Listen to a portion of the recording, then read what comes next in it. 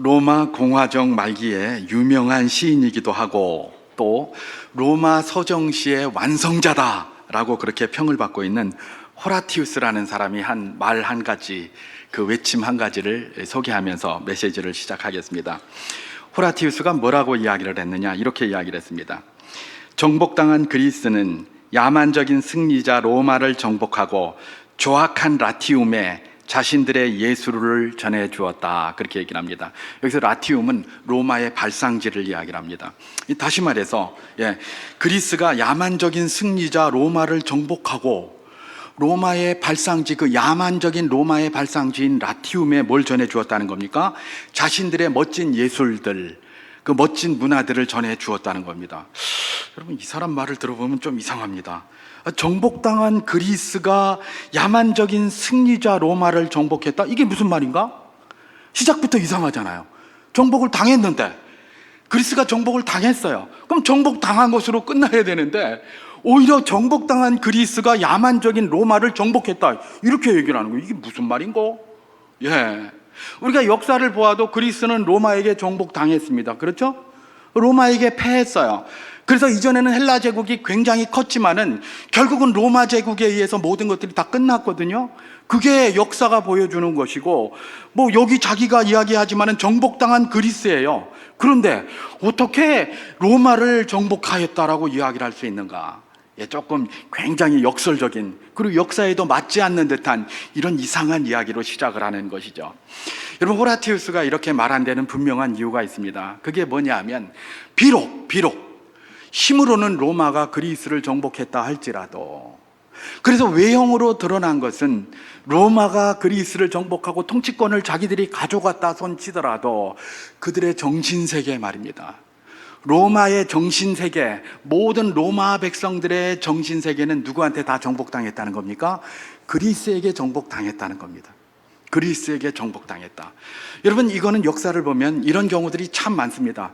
대표적인 게 당나라 같은 경우, 중국에도 있잖아요. 그죠? 당나라의 문화가 엄청나게 발달되었습니다. 그러나 부패하고 이런 것들은 있었지만 문화가 그렇게 많이 발달되었어요. 그러다 보니까 그 다음에 다른 나라에게 이 당나라가 무너졌지만은 결국은 뭐예요? 당나라의 문화가 계속해서 중국의 저변에 흘러왔던 것이죠. 그래서 뭐 당의 문화 그러면 대단한 그런 문화로 있는 것 아니겠습니까? 바로 그것입니다.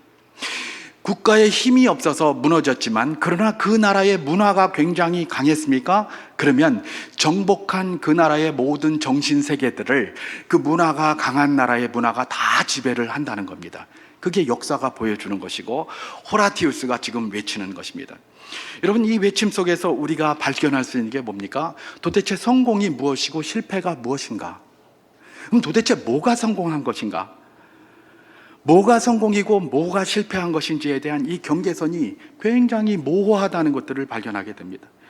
로마가 침공을 해서 로마가 자기들의 그 정치적인 권세는 다 가져갔지만 모든 그 그리스, 이 헬라의 백성들의 정신세계가 로마를 다 지배했다면 도대체 무엇이 승리이고 무엇이 실패인가? 과연 로마가 승리했다고 이야기할 수 있는가? 그리스, 헬라가 실패했다고 이야기할 수 있는가? 그 경계선이 굉장히 모호하다는 것들을 호라티우스가 외친 것이라고 볼 수가 있습니다. 여러분, 우리는 이런 사실들을 또한 우리가 잘 아는 사자성어를 통해서도 얼마든지 발견하지 않습니까? 제가 몇 번 인용을 했던 건데 대표적인 게 뭡니까? 세옹지마가 바로 그겁니다. 그죠? 다시 한번 제가 읊어드리면, 저 변방에 노인이 하나 살고 있었습니다. 근데 이 사람이 말을 기르고 있었는데 어느 날 보니까 이 말이 도망을 가버린 겁니다. 이 말이 천방지축 뛰는 말이었는데 도망을 가버렸어요. 아니, 이 사람에게는 말이 그야말로 전 재산과 같은 것이었는데 말이 도망가 버리니까 이웃 사람들이 이 사람을 위로하는 겁니다. 아이고야, 어떡하겠노? 네 전 재산이 도망갔으니 이거 어떡하겠노? 그러면서 옆에 이야기를 하니까 이 노인이 뭐라고 이야기를 했다고요? 이걸 그게 뭐 내가 망했는지 어떻게 알겠노? 기다려봐라 그냥, 이랬어요. 그런데 이 말이 도망을 가더니 다른 말 한 마리를 끌고 온 거예요. 그러니까 이게 얼마나 대단한 겁니까? 한 마리가 도망가서 망한 줄 알았더니 이게 망한 게 아니라 다른 말 한 마리를 더 끌고 왔으니까 이게 굉장히 복이 된 것 같아요. 그러니까 사람들이 또 옆에 와서 그럽니다. 아이고, 어르신, 또 그 친구 노인은 그러면서 니 참 복 받았다. 한 마리가 가더니 한 마리를 더 끌고 왔으니 이거보다 더 큰 복이 어딨냐, 이랬어요. 그랬더니 그 노인, 변방에 있는 그 노인, 아 그래 맞아, 이렇게 이야기하기보다는 글쎄 이게 복인지 잘 모르겠다, 이렇게 한 거예요. 웬걸 자기에게 아들이 하나 있었는데 그 끌고 온 그 말을 타다가 떨어져 가지고 다리가 부러졌어요. 그래서 장애인이 되고 말았습니다. 그러니까 또 옆에 사람들이 와서 그럽니다. 아이고 얼마나 지질이 복도 없으면 그래, 말 타다가 그렇게 다리가 부러져서 장애가 생겼노, 이러면서 참 복도 없네, 지질이 없다, 또 이렇게 얘기를 한 거예요. 그러니까 이 노인이 가만히 듣더니 글쎄 그게 복이 없는 걸까, 이렇게 얘기를 한 거예요. 그리고 나서 1년이 흘렀습니다. 1년 후에 전쟁이 났는데 군사를 모집하는데 그 주변에 있는 자기에게 그 권고하던 많은 사람들의 아들들이 다 그냥 군사로 소집되어져 갔습니다. 그런데 이 노인의 아들은 다리에 장애가 있어서 군사로 끌려가지 않은 것이죠.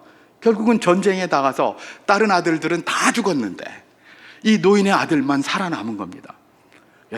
지금 이 세옹지마가 이야기하는 게 뭡니까? 뭐가 복이고 뭐가 환지 잘 모른다는 겁니다. 시간이 지나 봐야 아는 것이지 그걸 어느 시점에서 딱 잘라서 알기가 굉장히 힘들다는 것들을 말해주는 것입니다. 여러분, 세상에 많은 것들 어쩌면 거의 다 그런 것인지 모르겠습니다. 이게 성공인가 이게 실패인가 그 경계선이 참 모호합니다. 이게 복이고 이게 화인지 그 경계선도 참 모호한 경우가 세상에는 굉장히 많이 있습니다.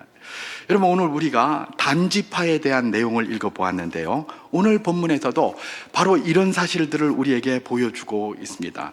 여러분, 이 단지파의 이 경계, 이거야말로 진짜 땅의 경계인데 이 경계가 과연 성공한 것인지 실패한 것인지 그야말로 복인지 환지 잘 모르는 모호한 경계를 이렇게 보여주고 있다는 사실에서 우리가 하나님의 말씀도 여전히 이 이야기를 하고 있구나라는 사실을 다시 한번 도전을 받으면서 우리의 삶을 한번 돌아보며 오늘 마치기를 그렇게 소망합니다.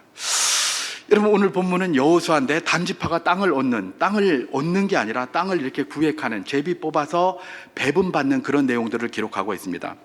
여호수아가 사실은 가나안에 들어가기 전에 지파별로 땅을 갖다가 빨리 그려가지고 보고를 하고 그대로 차지하라라고 이야기를 했었습니다. 그랬는데 여호수아가 이스라엘 백성들을 데리고 가나안에 들어간 지 한참 시간이 흘렀는데도 5개 지파 외에는 12지파 중에 레위는 뭐 땅이 없으니까 그렇다 치더라도 나머지 6개 지파가 땅을 분배를 이렇게 그려오지를 않는 겁니다. 분배를 해줘야 되는데 그려오지를 않으니까, 그때는 물론 그려왔다는 것은 땅을 분배가 탕탕 빈 땅을 나눠서 이렇게 준 게 아닙니다. 자기들이 그려오면 그 땅은 니네 땅으로 할 테니까 앞으로 니네가 거기 가서 그 땅을 차지하라, 이런 거예요. 그런데 요단 동편에 있었던 르우벤 지파, 갓 지파, 므낫세 반 지파는 이미 요단 동편에서 땅을 뺏었어요. 그래서 그들이 거기를 원하고 했기 때문에 그들에게 그건 나눠줬어요. 근데 요단 서편에 와서는 유다 지파와 에브라임 지파를 제외하고 나머지는 전부 다 구경만 하고 있는 거예요. 손가락 빨면서 말입니다. 구경만 하고 있었어요. 여호수아가 이걸 보고 화를 내면서 빨리 가서 니네 다른 지파들도 땅을 빨리 그려와라. 그려와가지고 제비 뽑아서 여기에서 그 땅을 구획짓자라고 그렇게 얘기를 했어요. 그랬더니 이 나머지 지파, 에브라임 지파와 유다 지파만 제외하고 나머지 지파들이 쭉 가가지고 자기들이 땅을 막 이렇게 그려왔습니다.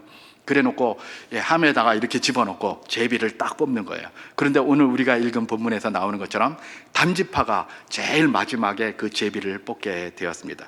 그 제비를 뽑게 됐는데 그 땅은 어떤 땅이냐? 오늘 본문 여호수아서 19장 41절에서 46절에 나오는 바로 그런 땅입니다. 그들의 기업의 지역은 소라와 에스다올과 이르세메스와 뭐 이렇게 해가지고 46절까지 그 땅에 이렇게 경계가 딱 정해진 그런 땅에 제비가 이렇게 딱 뽑힌 겁니다. 여러분, 제비를 뽑아서 이들이 이 땅을 갖게 이렇게 배분받게 되었다는 것은 그게 바로 하나님의 뜻이다라는 것 아시겠죠? 이들이 여기를 자기들이 가서 여기 있겠다고 그린 게 아닙니다. 이 7지파가 6지파가 돌아다니면서 그려가지고 막 이렇게 가져온 거를 갖다가 제비를 뽑았는데 그 제비를 뽑은 게 어디에 걸린 거예요? 여기에 걸린 거예요. 이 말은 결국은 사람이 한 게 아니라 하나님께서 지금 단지파에게 이 땅을 배분해 주셨다라는 것들을 우리가 먼저 기억할 필요가 있었습니다. 그런데 이 땅 말입니다. 이 땅은 장단점이 있었습니다. 장단점이 있었어요. 장점은 뭐냐? 이스라엘 백성이 출애굽하여 정탐꾼 12명을 보낸 게 민수기 13장에 나옵니다. 그죠? 그 정탐꾼들이 가가지고 먼저 가나안 땅을 돌아보고 와서 굉장히 많은 소출을 가지고 왔잖아요. 두 사람이 어깨에 짊어질 법한 엄청난 포도와 과실들과 막 이런 것들을 갖고 왔어요. 그 정탐했던 그 땅이 어디냐? 바로 이 단지파가 제비 뽑은 저 땅이었어요. 저 땅. 굉장한 장점이 있는, 그야말로 그 땅의 소출이 풍성한 땅이었어요. 그게 바로 이 땅이었다. 그런데 이 땅에 단점도 있었어요. 단점이 뭐냐? 단점은 이 땅에 누가 살고 있다? 블레셋 사람들이 살고 있었어요. 여기 보면 단지파의 땅이다라고 하면서 이 41절에 보면 소라와 에스다올 이렇게 되어 있습니다. 여러분, 소라와 에스다올, 여기는 삼손의 고향입니다. 사사 삼손의 고향. 그리고 그 밑에 보면 43절에 딥나와 에그론 이런 게 있습니다. 딥나와 에그론, 이런 건 딥나 여인, 에그론은 블레셋의 5개 그 제국 중에 하나 아닙니까? 도시 중에. 그러니까 딥나와 에그론, 여기는 블레셋 땅이었고, 그 다음에 소라와 에스다올은 삼손의 고향이기도 했지만은 거기 굉장히 블레셋의 영향이 강한 곳이었습니다. 소렉골짜기의 들릴라가 어디 출신입니까? 소라와 에스다올 사이에 있는 골짜기입니다. 거기 출신이에요. 다시 말해서 블레셋의 영향이 굉장히 강한 곳이 바로 이곳이었다. 그리고 블레셋이 어디입니까? 아낙 자손들이 많이 모여서 드글드글하며 살던 곳이 어디였습니까? 블레셋이었습니다. 그리고 그 당시에 블레셋은 그 지역의 맹주로 활동하고 있었던 자들이 누구였습니까? 바로 이 블레셋이었다는 것입니다. 블레셋은 장점이 굉장히 많은 땅이었습니다. 그러나 아낙 자손이라는 그런 두려움의 존재가 여전히 있는 그런 안전이 조금 위험스러운 그런 단점도 있는 바로 그곳이 지금 이 단지파가 제비를 뽑아서 이렇게 구획을 배분받은 그 땅이었다는 것입니다. 여러분, 세상의 모든 것이 그렇듯이 항상 장점만 있는 것이 아닙니다. 단점도 여전히 존재합니다. 또 항상 단점만 있는 것도 없어요. 장점도 존재합니다.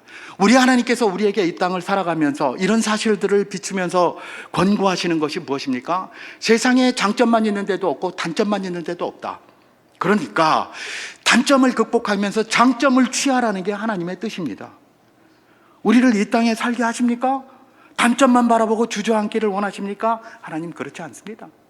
단점이 여전히 많지만 그 단점을 극복하고 장점을 취하며 살아가는 것이 바로 너희들의 삶이다, 그런 이야기입니다. 여러분, 범사에 감사하라는 말이 바로 그런 말 아니겠습니까? 어떻게 단점 많은 세상 속에 살아가는 우리가 범사에 감사할 수 있겠습니까? 단점이 보이면 어떻게 감사가 나오겠습니까? 그런데 범사에 감사하라는 말씀은 무엇입니까? 그 단점 속에서도 그 단점을 극복하고 거기서도 여전히 있을 법한 장점을 취하라는 겁니다.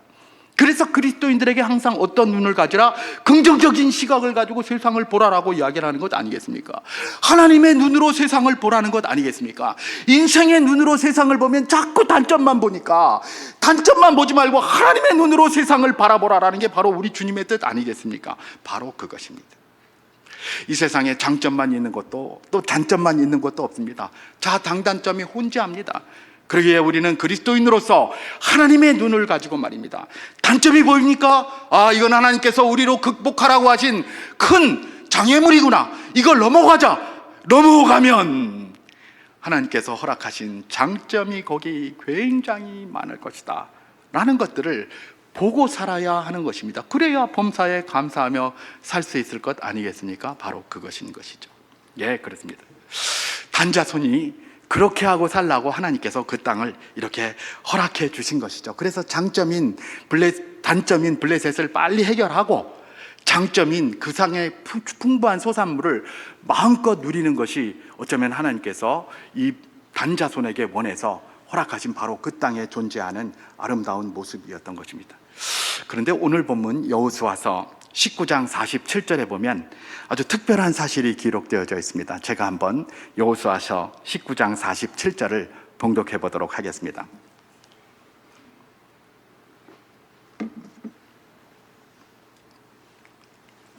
그런데 단자손의 경계는 더욱 확장되었으니 이는 단자손이 올라가서 레셈과 싸워 그것을 점령하여 칼날로 치고 그것을 차지하여 거기 거주하였음이라. 그들의 조상 단의 이름을 따라서 레셈을 단이라 하였더라, 그렇게 얘기를 합니다. 여러분, 우리가 흔히 이스라엘의 영토 이야기할 때 북쪽으로는 단, 남쪽으로는 브엘세바 이렇게 얘기를 하잖아요. 원래 단이 땅이 북쪽이 아니었습니다. 원래 어디였어요? 중간 지역에, 지금 오늘 분배받은 이 땅이 원래 당에게 분배된 거였어요. 근데 왜 북쪽으로는 단, 남쪽으로는 브엘세바라고 이야기를 하는가? 그 이야기가 이제 여기서 등장을 하는 것입니다. 여러분, 여기 가만히 보면 이 47절 말씀에 단 자손의 경계는 더욱 확장되었으니 그렇게 얘기를 합니다. 그래서 이 말씀을 그냥 표면적으로만 이렇게 보면 단 자손이 이 이스라엘의 중간쯤에 있는 하나님이 분배하신, 배분하신 그 땅을 다 정복하고 그 다음에 또 저 레바논 골짜기인 그 북쪽까지 올라가서 단을 정복한 것처럼 보여요. 왜냐하면 단 자손이 뭐예요? 경계는 더욱 확장되었으니 뭐 이렇게 시작하고 있기 때문에 그래요. 그래서 우리가 언뜻 보기에는 단 자손이 자기에게 배분된 땅을 다 붙지르고 다 이제 정복해서 자기 땅으로 만들고 북쪽으로 올라가서 또 레셈까지도 또 정복했나 보다, 이렇게 생각이 돼요. 그래서 어떤 사람들은 실제로 그렇게 하면서 단 자손은 성공한 자손들이다, 이렇게 하는 사람들도 있어요. 성공한 사람들이다. 왜냐하면 다 여기 점령하고 위에 올라간 것처럼, 그래서 또 점령한 것처럼 보이기 때문에 그렇습니다. 근데 실상은 그렇지가 않았습니다. 실상은 하나님이 배분하신 땅은 점령하려고 깔짝깔짝 하다가 점령하지 않았어요. 그리고 어디로 올라간 겁니까? 북쪽으로 올라갔어요. 그리고 레셈이라는 지역에 아주 평안하게 살고 있는 사람들을 칼날로 치고 거기를 뺏은 겁니다. 그게 실상이에요. 여러분, 이 실상에 대해서는 사사기 18장에 아주 잘 나와 있습니다. 사사기 18장에 아주 잘 나와 있습니다. 왜 이 단지파가 그러면 북쪽으로 가게 될까? 북쪽으로 가게 된 이유가 있습니다. 뭐요? 아까 그 자기들이 받은, 배분받은 땅에 있었던 그 단점 말입니다. 블레셋 사람들, 그죠? 아낙 자손들이 드글드글하게 살고 있었던 그 지역, 그것 때문에 두려워가지고 말입니다.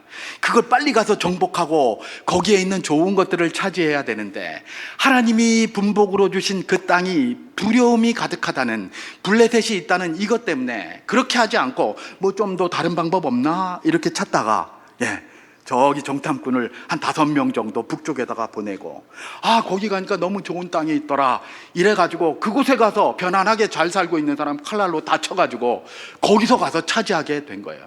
그러면 이 땅은 뭐예요? 하나님이 분복으로 주신 땅은 점령도 하지도 않고 버리고 그리로 올라간 겁니다.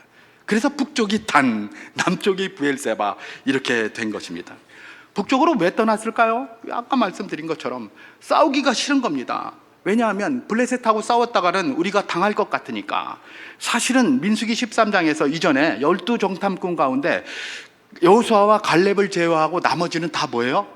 그 땅에는 뭐 거인들이 살고 있고 우리는 메뚜기와 같더라 뭐 이랬잖아요. 그 메뚜기 마인드가 여전히 그들에게 있었던 겁니다. 그러니까 싸워보려고 생각도 않고, 하나님이 복 주신 것에서 도전받을 생각도 않고, 이게 어려워 보이니까 그냥 버리고 어떻게 한 겁니까? 북쪽으로 올라간 거예요. 북쪽으로 올라가서 거기서 힘없는 데 가가지고 남들 조용히 잘 살고 있는 데 가서 막 그냥 두드려 부수고 거기서 행패 부리고, 그리고 두 사람들 다 쫓아내고, 그러고 나서 거기서 자기 땅이다 그리고 그렇게 설치를 한 것이죠. 여러분, 단지파가 이렇게 해서 올라갔으면 참 결과가 좋았으면 좋겠는데 이게 결과가 별로 안 좋았어요. 하나님이 주신 기업, 그 분복을 버리고 그것이 위험하다고, 안전에 문제가 있다고, 단점이 많다고 생각하고 버리고 도망가서 좀 더 손쉬운 방법으로 레셈을 차지한 결과 자기들이 성공했다고 막 그러면서 지금 큰 소리를 치고 있는 것이죠. 어떤 사람들은 그들이 진짜 아까 제가 말씀드린 것처럼 성공했다고 합니다. 방법이야 어찌되었든 단지파 전체가 편안하게 살 수 있게 되었으면 성공한 거 아닌가, 그런 이야기들을 하는 것이죠. 방법이야 어찌되었든 하나님이 배분하신 것에 저 위험한 거 많은데 그거 싸워가지고 그걸 어떻게 하겠노? 그럼 우리 모든 백성들이 그냥 다치고 그러니까 아이고 막 그거 치우고 그냥 저기 가서 약한 거 있는데 저기가 더 좋으니까 거기 가서 그냥 부숴버리고 우리가 들어가자 그러면서 가가지고 자기들 편하게 살게 됐으니까 방법이야 어찌되었든 이게 뭐 편하게 살게 되었으니 성공한 거 아닌가, 이런 이야기 하는 사람들이 많은 것이죠. 어쩌면 그 순간은 편하게 살았을지 모릅니다. 그 당대에는 그렇게 살았을지 모르겠습니다. 근데 그 단지파가 어떻게 됐습니까? 그 후로 문제가 심각하게 발생하기 시작합니다. 뭡니까? 단지파가 사사기 18장에 보면 5명의 정탐꾼을 보냈다고 그랬죠. 이 정탐꾼들이 가면서 우리가 잘 아는 에브라임 산지에 살고 있는 미가라 하는 사람의 집이 나옵니다. 그 미가라 하는 사람의 집에 그 17장에 조금 다른 이야기, 이렇게 그 우상이 만들어지게 된 계기가 기록되어져 있는데, 은 200으로 만든 이 신상이 하나 있었습니다. 그리고 그 신상을 갖다가 누가 섬기고 있었느냐? 그야말로 방탕하게 움직이던 베들레헴에 있었던 레위 청년 하나가 거기 가가지고, 레위 잔선 청년 하나가 그 가정의 제사장으로 그걸 섬기고 있었어요. 그걸 갖다가 어떻게 한 겁니까? 그 신상도 가져가 버리고, 그 다음에 그 레위 청년도 네가 한 가정의 제사장 노릇할래? 한 지파의 제사장 노릇할래? 당연히 한 지파의 제사장 노릇하겠다고 하지 않겠습니까? 그걸 데리고 단에 올라간 거예요. 거기서부터, 그때부터 뭐예요? 그 신상을 숭배하기 시작했습니다. 그래서 이 누굽니까? 여로보암 시대에 단 지역이 뭐 하는 지역이었습니까? 금송아지 우상을 만들어 놓고 거기서 열렬하게 우상 숭배를 한 장소로 그렇게 변화되고 말았습니다. 그리고 나서 어떻게 된 겁니까? 그 북쪽에 있었던 아람 왕 베나닷에 의해서 굉장한 고통을 받다가 결국은 아수르에게 멸망당한 것이 누굽니까? 바로 이 단지파의 운명이었다는 겁니다. 근데 사실 아수르에게 멸망받은 이 정도만 가지면 큰 문제가 안 돼요. 왜 그렇습니까? 단지파만 멸망했습니까? 나중에 바벨론에게 다른 유다 지파까지 다 멸망했는데요. 그죠? 그것만 가지고 멸망만 가지고 이들이 망했다 이런 거 하는 것은 큰 의미가 없어요. 왜냐하면 역사를 보면 유다 지파도 다 멸망했으니까. 누구에게? 바벨론에게 다 멸망했잖아요. 시간의 차이가 조금 요게 빠르고 요게 한 6, 70년 뒤에 있다 이것뿐이지 똑같아요. 멸망한 거는 똑같아요. 그러니까 멸망한 거 그것 가지고만 이 사람들이 뭐예요? 결과가 안 좋았다 이렇게 말할 필요는 없어요. 그런데 이 단지파에 대해서는 더 큰 문제가 어디에 기록되어져 있습니까? 계시록 7장에 기록되어져 있습니다. 여러분, 우리가 많이 들어봤을 텐데요, 요한계시록 7장에 보면 하나님의 인치심을 받은 14만 4천 명이라는 것이 거기 기록이 됩니다. 14만 4천에 이 이스라엘의 12지파에 모두 12,000명씩 이렇게 분배가 되어져서 나오는 걸 볼 수가 있습니다. 그런데 이 지파들 중에 누가 없다고요? 단지파의 이름이 없다는 겁니다. 단지파의 이름이 없다. 여기 왜 단지파의 이름이 빠졌을까? 하나님의 인치심을 받은 14만 4천 명 중에 왜 단지파의 이름이 없을까? 다른 지파의 이름은 다 있는데 왜 그 지파는 없을까? 그런 질문들이 생기는 것 아니겠습니까?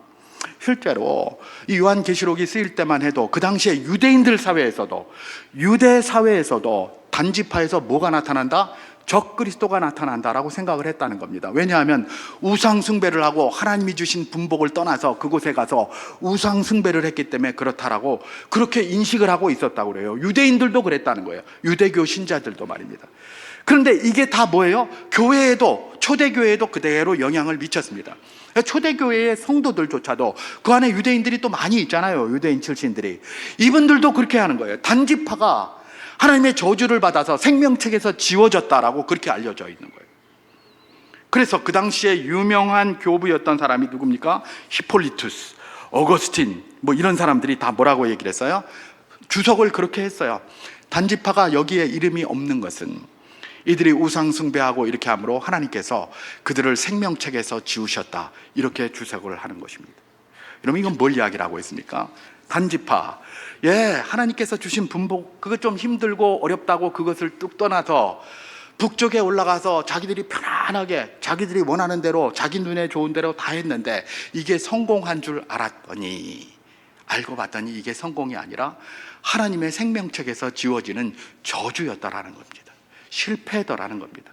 우리가 그런 걸 가지고 성공이라고 하지 않지 않습니까? 그리스도인은 이 땅에서 편안하게 사는 것, 그거 좋죠, 그죠?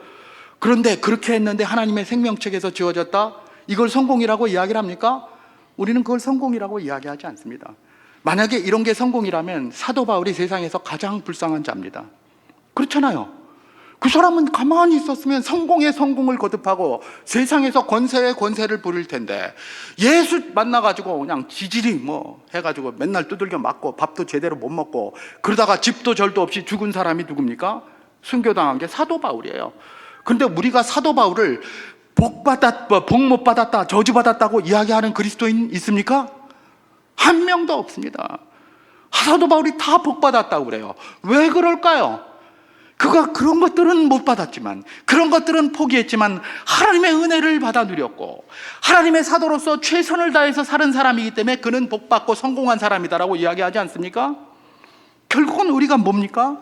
이 단자손, 성공한 게 아니라 실패도 이만저만 아닌 실패를 했다라는 것들을 잘 발견하게 되는 것입니다. 오늘 추수감사주일입니다. 추수감사주일에 이 단자손을 한번 이렇게 살피면서 우리가 단자손들이 주는 경고를 하나 받아야 될 것입니다. 뭡니까?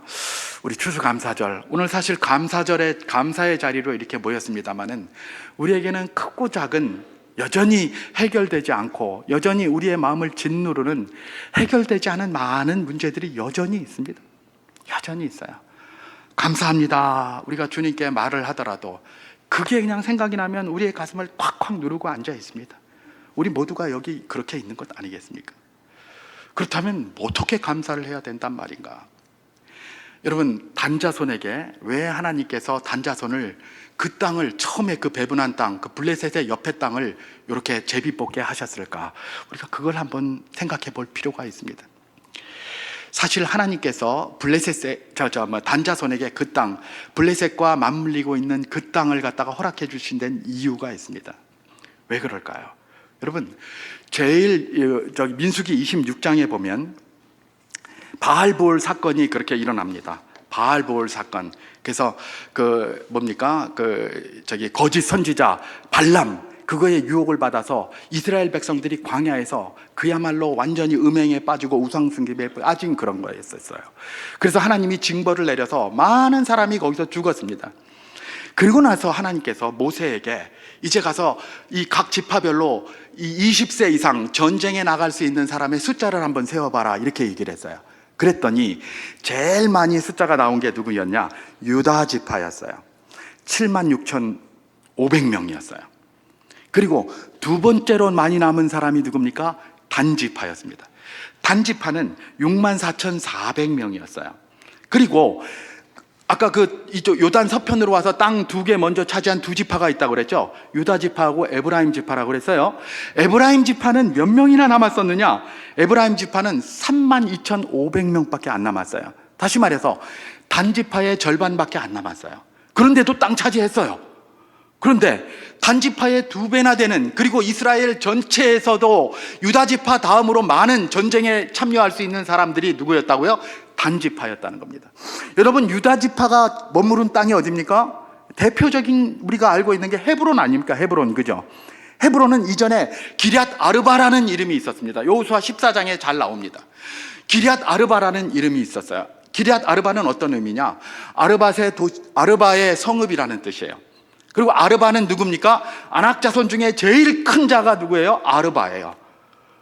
다시 말해서 이 헤브론은, 기럇 아르바는 아낙 자손 중에서 제일 센 자들이 거기에 머무르고 있었는데 그 자리는 누구에게 주신 것입니까? 하나님이 유다 지파에게 주신 거예요. 왜요? 군대가 제일 많이 남아서 76,500명이 남아 있으니까 그래요. 그럼 그 다음에 위험한 곳이 어디입니까? 바로 단 지파가 뽑은 그 자리예요. 그 자리에는 뭐예요? 다음으로 많은 64,400명인 이 단지파에게 주는 건 당연한 거예요. 하나님께서 이 단지파가 감당할 만하셔서 그거 주신 거예요. 감당할 만하셔서 그거 주신 거예요. 그러니까 유다지파는 감당할 만하셔서 제일 위험한 거 줬을 때 감당하고 나아갔는데, 단지파는 감당할 만하셔서 그거 주셨는데 그것 안 받고 어이구 무섭다 그래서 포기하고 어디로 간 겁니까? 레셈으로 올라간 겁니다. 레셈으로. 에브라임 지파는 그 절반밖에 안 되는 그것 가지고도 자기들이 감당할 만한 힘으로다가 얼마든지 감당해서 땅을 차지하지 않았습니까? 근데 이 단지파는 이렇게 했다는 것입니다. 여러분, 우리는 오늘도 우리를 숨막히게 하고 우리의 가슴을 누르는 것이 있습니까? 저는 이 말씀을 따라서 그렇게 생각합니다. 우리 모두에게 다 감당할 만해서 그걸 허락하신 것이 하나님이신 줄 믿으시기 바랍니다. 이게 나를 짓누르고 있습니까? 감당할 만해서 하나님이 주신 겁니다. 감당할 수 없는 짐을 주시지 않았어요. 그래서 하나님께서는 사도 바울의 입을 통하여 고린도전서 10장 13절에서 이렇게 말씀하지 않으셨습니까? 제가 한번 봉독해 보겠습니다. 사람이 감당할 시험 밖에는 너희가 당한 것이 없나니 오직 하나님은 미쁘사 너희가 감당하지 못할 시험 당함을 허락하지 아니하시고 시험 당할 즈음에 또한 피할 길을 내사 너희로 능히 감당하게 하시느니라. 아멘. 예, 단지파가 감당할 만해서 그 땅을 주었는데 그걸 감당하고 거기에서 주는 복을 누려야 되는데 이 친구들은 자기 눈에 보기에 아이고 이게 무섭다, 해필 웬 우리한테 블레셋 이런 게 걸렸노, 안 되겠다, 그냥 막 안 되겠다, 그냥 쉽게 우리끼리 생각해보자. 그래서 온갖 거 꾸며가지고 그 위에 북쪽에 올라가서 렛셈을 그냥 정복하고 평안하게 잘 살고 있는 사람들을 칼날로 쳐서 피를 묻히고 그렇게 했던 것들을 보게 되는 것입니다. 여러분, 오늘 우리에게 있는 감사하기 힘든 그것들 감당할 만해서 우리에게 주신 줄 믿습니다. 감당할 만해서 주신 것이기에 감사함으로 받을 수 있기를 주님의 이름으로 축원합니다. 그럴 때 그것을 감당하고 나면 그 뒤에 베풀어 주실 하나님의 놀라운 복과 우리 은혜가 우리에게 있다는 그 사실 말입니다. 이 추수감사주에 단지파가 주는 경고를 우리 마음 깊이 새기면서 감당할 것만 주시는 하나님께 감사를 드리며 지금 당장은 우리가 힘들지만 마침내 감당할 수 있게 하시고 이것을 감당하였을 때 놀라운 주의 은혜가 우리에게 있다는 것들을 기억하면서 감사로 나가는 복된 분들 다 될 수 있기를 주님의 이름으로 축원합니다.